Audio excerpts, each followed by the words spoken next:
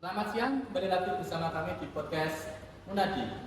Bersama kami saat ini dengan koordinator agribisnis tanaman mau berdiskusi, bertanya-tanya tentang komponen Web2 dalam pembelajaran UBD atau Understanding by Design. Dan narasumber kali ini dengan Bapak M. Taufik Farurazi. Selamat siang Pak. Pertanyaan pertama dari kami, sebelum di Munadi ini di agribisnis tanaman khususnya itu pembelajaran Bapak itu tujuan apa nih Pak? Khususnya di kelas 10. Jadi kalau di umur 3 itu dibagi menjadi dua fase, fase E, fase F. Fase 10 itu dulu 3-13. Sekarang namanya fase E itu dia di dasar-dasar agribisnis. Jadi di kelas 10 lebih banyak ada pengenalan bagaimana bisnis sebagai sebuah sistem yang dia diajarkan mulai dari sisi hulu, kemudian proses dan hilir.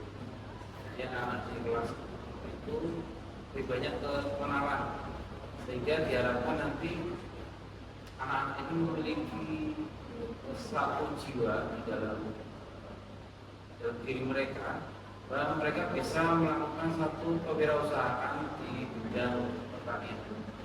Karena memang SMK itu tujuannya ada nanti outputnya ketiga, yaitu memajukan, bekerja, atau berwirausaha. Nah, dengan adanya pembelajaran bidang agribisnis, harapannya nanti anak-anak sudah mengenal sedikit demi sedikit bagaimana bisnis di bidang pertanian. Dia anak dikenalkan mulai dari hulunya, jadi sarana prasarana pertanian apa dan prosesnya, dan nanti pada sisi hilir mereka diajarkan bagaimana menjual atau bisnisnya. Nah, dari situ harapannya nanti di kelas atau di fase selanjutnya anak sudah semakin bisa memiliki jiwa kewirausahaan. Berarti tujuan pembelajaran untuk fase ini untuk dasar-dasar untuk memahami, mengenalkan karakter strategi, Pak. Untuk selanjutnya, pada awal kelas 10 ini baru masuk dari SMP ke SMK, itu posisi peserta didik dalam mengikuti pembelajaran agribisnis tanaman yang sekiranya berbeda dengan ketika mereka di SMP itu gimana Pak? Atau lebih cenderung mengikuti atau kok gini gitu Pak?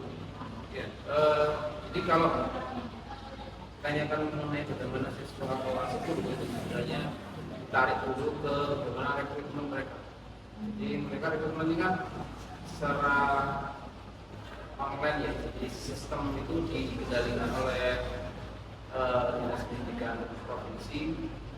Jadi sekolah hanya menerima siswa yang memiliki pilihan ke jurusan agribisnis.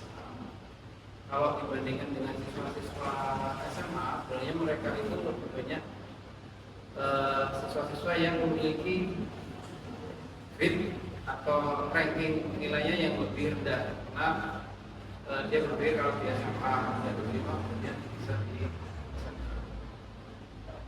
hanya beberapa siswa saja yang secara dari awal sudah memiliki kecenderungan untuk belajar pertanian, tetapi sebagian besar mereka tidak memiliki orientasi di bidang pertanian. Jadi satu challenge tersendiri bagi kita, bagaimana mereka yang tadinya sama sekali tidak mengenal pertanian, bahkan menganggap pertanian itu sesuatu yang tidak menghasilkan atau sebuah pekerjaan yang tidak bergengsi dan sebagainya, apalagi anaknya jadi seperti ini dikenalkan, kemudian bagaimana bisa menumbuhkan jiwa pertanian di jiwa mereka atau agribisnis di jiwa mereka, menciptakan seorang agripreneur itu ini sebuah tantangan, dan harapannya nanti mereka bisa yang menjadi kemudian aktivis muda di bidang pertanian. Jadi dengan seperti itu kita ada tantangan-tantangan sendiri, mulai dari mengenalkan tanaman itu apa bedanya bertani secara konvensional dengan bertani secara modern. Terus kenapa ilmu pertanian itu harus dipelajari? Apa bedanya dengan ibu-ibu yang di PKK atau Dasarisma, mereka sebenarnya tidak bisa nanam, atau andai kata kita makan sesuatu kemudian kita buang bijinya di tanah untuk bekerja, ya akan tumbuh.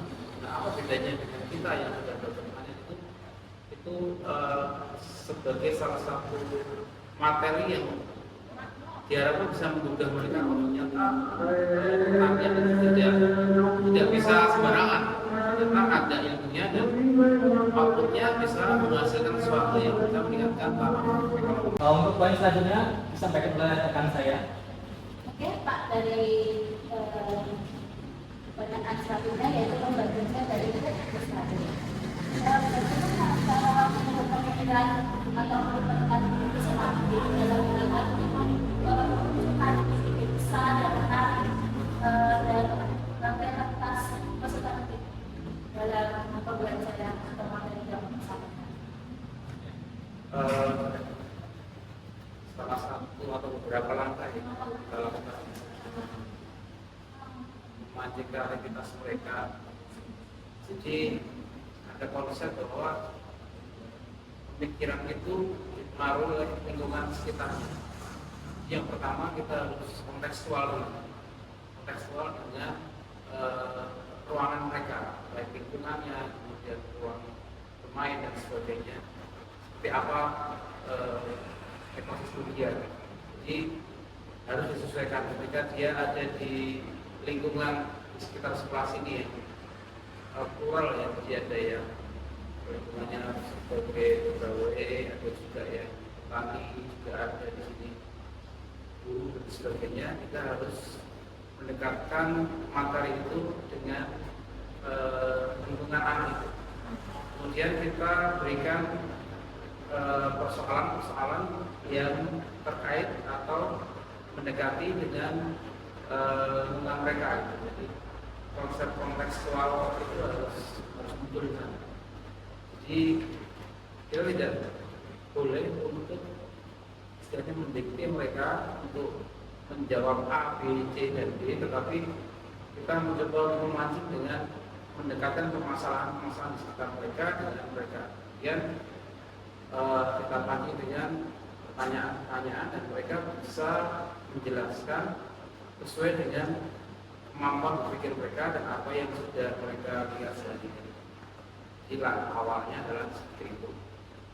Setelah nanti permasalahan-permasalahan itu dipecahkan atau mereka memiliki solusi-solusi menurut mereka, maka mereka ditantang lagi untuk melakukan seperti riset atau membaca literasi, apakah jawaban-jawaban mereka itu memang sesuai atau benar. Nah, kita sebagai guru harus selalu mendampingi mereka di setiap apa yang mereka jawab. Jadi guru juga harus memiliki literasi yang banyak, tidak boleh terbatas literasinya, bahkan harus sangat banyak sekali. Sehingga kita bisa mendampingi mereka sesuai dengan pemikiran mereka yang mungkin tidak terbatas. Nah, kalau guru sudah membatasi diri, kemudian pengetahuannya juga terbatas, akhirnya kembali lagi ke sistem pembelajarannya dulu, yaitu berpusat kepada guru. Itu sebenarnya karena keterbatasan guru di dalam memiliki literasi.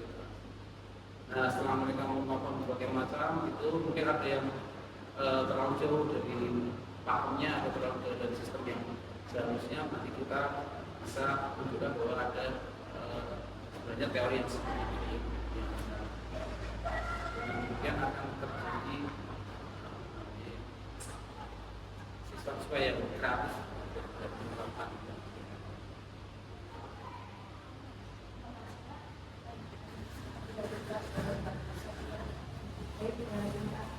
Setelah saya akan menyampaikan setelah Bapak menyampaikan berbicara tentang menggunakan video tersebut. Lalu apa kegiatan apa yang diberikan, apakah seperti rekaman ataupun pengalaman di luar kelas seperti itu untuk memungkinkan kita mengembangkan komunitas dalam itu.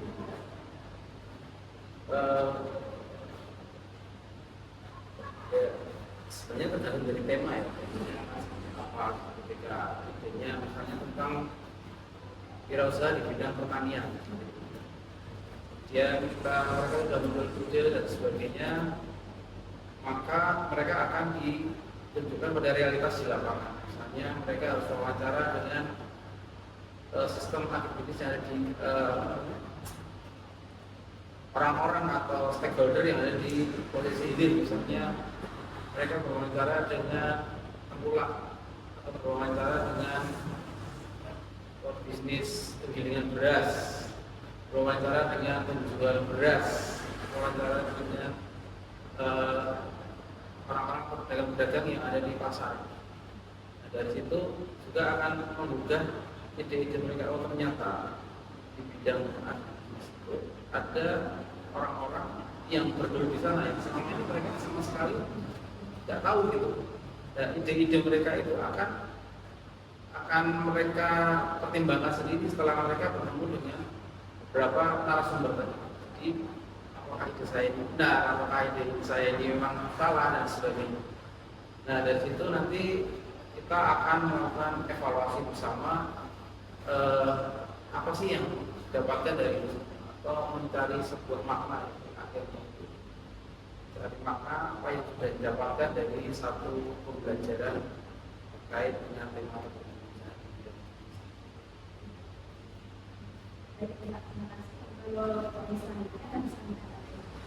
Kita kan berbicara poin R, Pak. Jadi poin R ini terkait building, revisi, dan device. Setelah itu sudah pada kerjaan besar, sudah tadi Bapak menyampaikan akan ada hubungan antara ide yang berada di atas dengan realitas ada di lapangan. Dan menurut Bapak ini tips dan trik agar peserta didik itu bisa menjadi mereka menjadi suatu konsep yang nyata. Itu menurut Bapak mungkin bisa dilakukan kembali atau revisi ide mereka itu tips dan apa?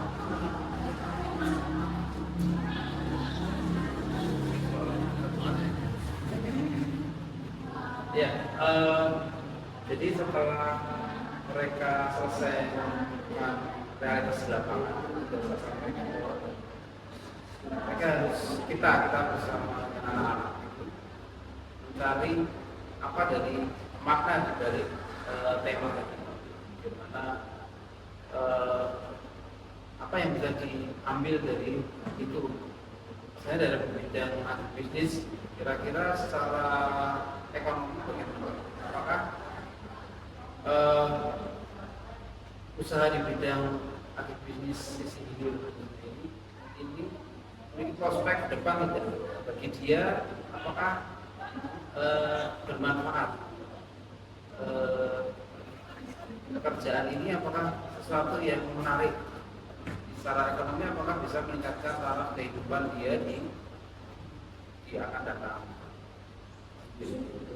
Kemudian juga dari situ maka akan ada satu pemikiran kira-kira apa yang harus dilakukan, apa yang harus mereka lakukan untuk bisa mencapai sesuatu itu. Minimal setelah mereka mengetahui realitas di lapangan atau mereka juga terpancing dengan nilai ekonomisnya, mereka akan memiliki sebuah cita-cita atau visi ke depan. Setelah lulus nanti saya akan berusaha di bidang ini, di bidang bisnis, karena kita memang difokuskan di bidang harapannya anak-anak seperti itu ini sudah memiliki visi dulu ke depan dan memiliki mimpi dan cita-cita ke depan.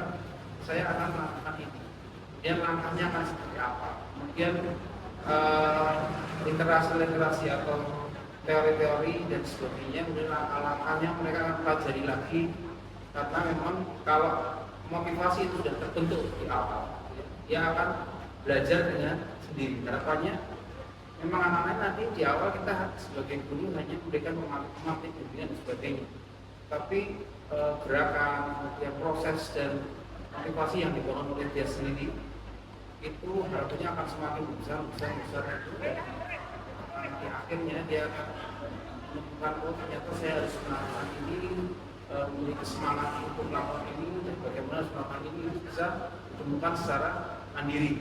Jadi dia tidak perlu kamu harus seperti ini, kamu harus seperti ini, sehingga nanti ketika ada kegagalan dia tidak akan belajar. Tapi ketika di awal dia sudah memiliki tekad, cita-cita, mimpi dan sebagainya, maka ketika dia belajar sendiri, memanfaatkan waktunya yang sangat banyak itu untuk belajar bagaimana proses itu yang panjang, dan ketika ada permasalahan di depan dia akan bisa mempertahankan itu dengan baik dan mentalnya akan baik. Tidak perlu kita dampingi terus, tapi dia akan mendapatkan sesuatu yang di luar lebih dari ekspektasi. Luar biasa sekali Bapak. Jadi memang terima kasih untuk inspirasi dari kami juga bahwa menjadi guru tidak hanya berhenti ketika di kelas, tapi juga bagaimana memproyeksikan masa depan dari peserta didik itu jadi suatu yang sangat ingin berjalan juga sebagai kelas Bapak. Oke Pak, selanjutnya akan pertanyaan dari rekan saya. Bapak kan jelas kalau Bapak bermanfaat mengenai kemampuan berbagi juga berpikiran secara ide. Nah di sini saya memasuki ke bagian eksekusi dan evaluasi, di mana saya bertanya bagaimana cara Bapak membimbing peserta didik untuk melakukan penilaian diri dan evaluasi serta penyesuaian dalam pembelajaran. Evaluasi dan penilaian diri, evaluasi serta penyesuaian pembelajaran. Kalau saya sendiri ya sudah lama ngajar dari tahun 2000 itu saya kadang menggunakan penilaian kertas ya, evaluasi, menanyakan mereka apa yang sudah dipelajari, apa yang tidak. Ya, seperti itu pada umumnya itu menggunakan alat penilaian gitu ya, instrumen penilaian itu pada lakukan. Tapi yang seringkali dari itu pas untuk anak-anak usia SMK itu penilaian terhadap mereka sendiri itu yang menjadi sebuah tantangan. Kalau anak-anak SD SMP mungkin mereka bisa diberikan penilaian yang kertas yang terbatas. Kalau anak-anak SMK menengah atas itu evaluasi yang dilakukan, saya ditanyakan mereka sudah paham apa mereka menjawab, sudah ada pertanyaan, sudah. Nah, ini menjadi sebuah tantangan, atau kita harus berpikir gimana sih anak-anak sebenarnya paham apa enggak. Nah, ini bisa kita lihat sebenarnya di dalam mereka menjawab pertanyaan-pertanyaan yang banyak menggunakan kognisi, tetapi lebih kepada pemahaman yang agak dalam.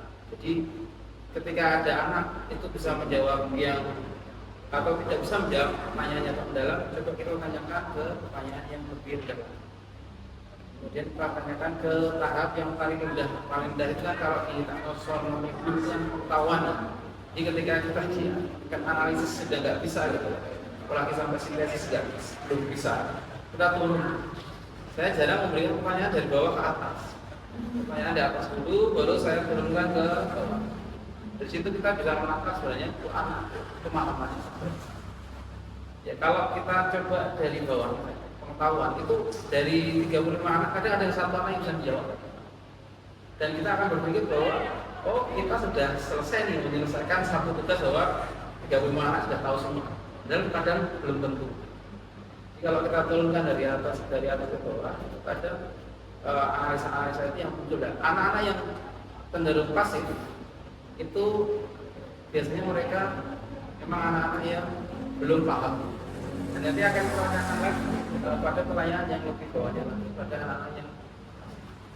Nah, ketika mereka semuanya atau hampir semuanya mengutarakan jawaban, maka kita berikan umpan balik review bahwa kemampuan atau pemahaman kita itu sejauh ini. Jadi yang terakhir kan tadi yang tingkat bawah ya. Jadi pemahaman kita akan seperti ini. Nah, otomatis yang tingkat atas itu sudah paham apa yang Itu kadang kita melakukan evaluasi, dan yang paling penting di anak-anak SMK khususnya karena mereka sekolah menengah kejuruan ini didominasi oleh keluarga menengah ke bawah. Menengah ini bukan hanya pada taraf ekonomi saja, tetapi secara sosial, budaya dan sebagainya mereka memang cara berpikir orang tua itu masih berbeda dengan tingkat menengah atas. Berarti mereka banyak yang belum berpikir maju, tidak semuanya. Nah dari sini, dari cara mereka berbicara, dari mereka melakukan sesuatu akan terlihat cerminan sebenarnya mereka itu di rumah, keluarga mereka itu mereka sudah belajar. Nah sebagian besar anak-anak untuk saat ini ya banyak yang belajarnya tidak di rumah karena memang pada ekonomi menengah ke bawah itu orang tua kadang sibuk di guru kita masih malam itu jarang ketemu orang tuanya dan lebih banyak belajar pada lingkungan.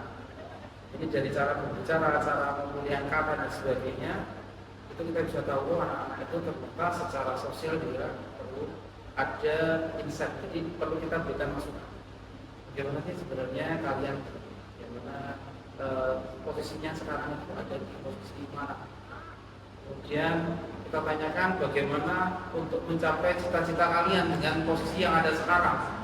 Ini penting sekali karena mereka sebenarnya bingung mau mulai dari mana untuk mencapai keinginan kita. Nah dari situ mungkin kita sebagai guru ini juga harus banyak belajar psikologis, belajar ilmu bisnis, cara belajar sosial dan sebagainya. Pokoknya kita perluas cara pandang kita. Kira-kira langkah apa yang bisa dilakukan untuk partisipasi, walaupun hasilnya belum sesuai yang diharapkan, tapi paling tidak bisa memberikan satu pandangan bahwa ternyata paling tidak di luar sana ada sesuatu harapan. Jadi tidak seperti kata dan guru, berarti kita berikan harapan yang banyak, langkah-langkah banyak, alternatif langkah sehingga mereka bisa, harapannya bisa milih dari langkah. Sekali ya, itu maksudnya kan dari itu bagaimana cara menyesuaikan rancangan pembelajaran jika ada kondisi yang berubah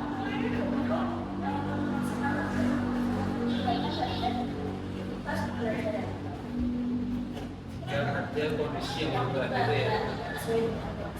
Ya misalnya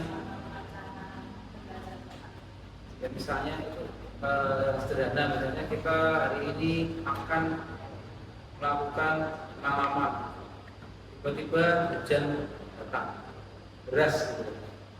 Nah maka yang kita lakukan tentu saja memindah dari open field ke close gitu ya, ke ruangan memungkinkan untuk kita berikan materi-materi yang terkait dengan apa yang akan kita lakukan. Jadi misalnya pada penanaman yang dasar, kalau kita tanyakan apakah mereka harus benar-benar memahami bagaimana cara menanam. Misalnya kita akan menanam edamame, karena kondisi di luar nggak bisa kita lakukan penanaman, kita coba review kira-kira pemahaman mereka. Karena sebenarnya ketika pembelajaran Afghanistan ini di luar itu kita juga seperti di dalam kelas. Jadi jangan pernah berpikir kalau di luar kelas itu berbeda dengan di dalam kelas. Tetap saja kita melakukan pembelajaran itu sama dengan ketika kita di dalam kelas, cuman bedanya dalam praktek atau tidak. Ketika kita di luar kelas kita juga akan tanyakan kembali bagaimana sih cara menanam, sedalam apa kita harus menanam, apa yang sudah dilakukan, langkah-langkahnya seperti apa. Dan ketika ada kondisi yang tidak seperti itu, maka sama temanya kan sama, kita bawa ke dalam kelas atau di tempat yang memungkinkan, saja dikasih buat siswa. Kita lakukan hal yang sama, tidak kita dalami mereka mana kalau ada yang masih miskonsepsi, yang masih beberapa anak itu mesti miskonsepsi, itu kita bisa benar. Jadi lebih fleksibel. lama kita berpikir bahwa jalan kelas dan di luar kelas itu sebenarnya tidak berbeda jauh. Iya.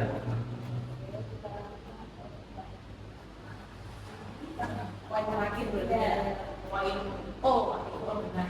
Jadi saya tertarik dengan Bapak tadi menyampaikan bahwa ada misalnya ada apa ya peserta kerja yang mungkin bisa implementasi bagi kita. Nah itu menurut Bapak ini sebagai seorang guru untuk meminimalisir kesalahpahaman atau juga mungkin ada peserta itu terlibat terlebih ada kondisi-kondisi yang mungkin memang tidak terduga tadi sebenarnya gimana Pak? Jadi akan memberikan beratnya agar murid senang mendukung tenang itu beberapa tips dan triknya atau saran yang baik itu bagaimana Pak? Bisa sih Jadi kalau ada miskonsepsi dan tidaknya itu kita harus memetakan dulu. Jadi, sebenarnya kita tuh yang langkah kita jadi pada kurikulum ini bukan apa yang kita ajarkan, tetapi langkah apa yang kita bersama dengan murid itu sudah lakukan. Jadi bareng dengan murid, dan kita bukan satu-satunya sumber yang pintar seperti itu, tapi langkah apa yang ada yang kita lakukan. Nah, dari langkah-langkah itu perlu beberapa evaluasi, termasuk terhadap pemahaman, apakah benar-benar paham. Paling mudah kalau jumlahnya 35 kita melakukan random sampling ya, mereka kita random. Jadi anak-anak sebenarnya kita sebelum masuk sudah punya mapping, jadi dari awal sudah tahu ini anak-anaknya sebenarnya cerdas tapi nakal, cerdas tapi anak tapi tidak paham. Terus yang paling parah adalah nakal dan tidak paham. Jadi peta itu harus kita ambil. Dari situ kita ketika kita menanyakan atau random sampling itu ya pada anak-anak itu tadi. Anaknya dari petakan tentunya ini tidak, ini tidak. Nah, kadang kita diganti orang, tapi peta itu sudah. Ketika dia misalnya dia sudah bisa, berarti teman lain kemungkinan tidak bisa.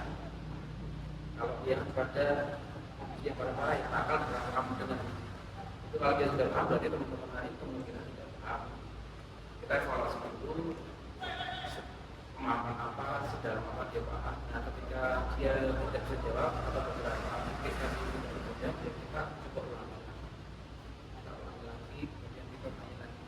Nah, ini ada satu poin dari seorang guru ya, kadang tidak dimiliki oleh profesi yang lain adalah kita itu kreatif dan sabar. Seperti kalau guru pertanian itu jelas, seperti kita menanam tanaman itu kita harus melihatnya setiap hari, mengulang lagi, walaupun sepertinya bagus, tetap kita harus perhatikan dia. Nah, jiwa dari guru itu kalau sudah bisa menangani data satu-satu, walaupun nanti sampai pulang sampai rumah kita capek, tapi ada sebuah kepuasan, oh siswa kita sudah. Jadi satu poin lagi, kalau kita bisa semakin dekat dengan siswa, artinya memahami dia karakter dan sebagainya, bisa mengulang lagi, menghapuskan miskonsepsi selama ini, itu ada satu kepuasan. Tidak hanya ketika dipanggil Pak Guru dan sebagainya, tapi bisa menghilangkan kebodohan di diri mereka, itu sebuah kepuasan yang nggak ada tandingnya. Jadi kalau dari anak yang tadinya bisa nanam menjadi anak yang bisa tanam, bahkan bisa menghasilkan uang atau kita meningkat dari itu, atau dari bahkan bidang lain yang karena sikap-sikap dia atau cara dia berbuat bersikap itu benar, ya, walaupun tidak harus di satu bidang pertanian, itu kita ada satu kuasa. Bentek, sabar, dan mendapatkan kuasa lain yang tidak bisa menuju peserta dengan baik. Buat sekali perbincangan pada siang hari ini. Terima kasih Pak atas kesediaan Bapak di hadir pada podcast pada siang hari ini. Dan demikian podcast kali ini, sampai jumpa di episode selanjutnya. Terima kasih.